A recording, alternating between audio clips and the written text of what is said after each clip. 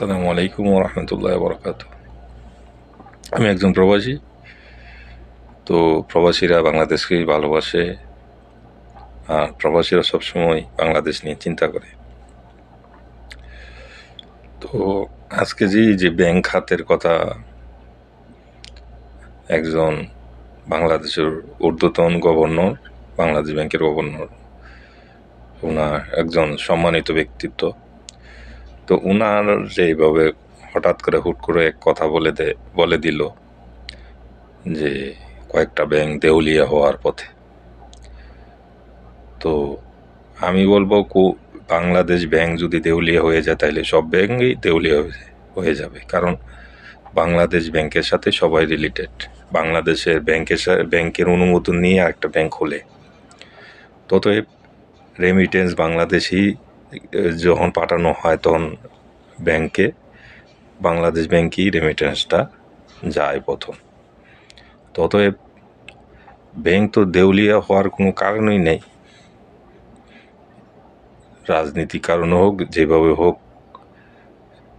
কথাটা বলার আগে সাধারণ মানুষের যাতে ভীতি সহস্র না হয় সেইভাবে কথা বলা উচিত।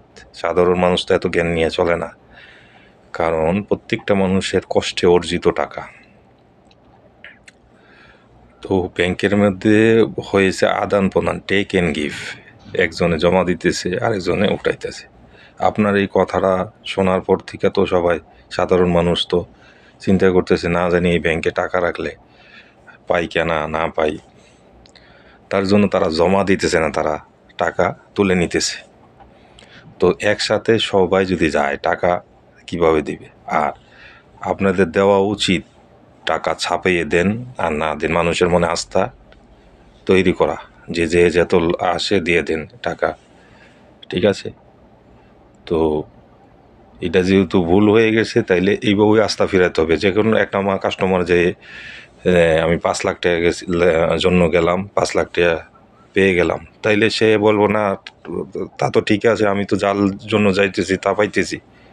তো 5 লাখ টাকার জন্য গিয়া যদি 5,000 টাকা পায়, তাইলে ওই লোকটা আস্থা কীভাবে ফিরে আনবেন আপনারা? এখন আস্থা ফিরিয়ে আনেন, আপনাদের দায়িত্ব আস্থা ফিরিয়ে আনা এবং কাস্টমারকে খুশি করা, কাস্টমারকে লেনদেনে উদ্বুদ্ধ করা। তো ভালো থাকবেন। আমাদের প্রবাসীদের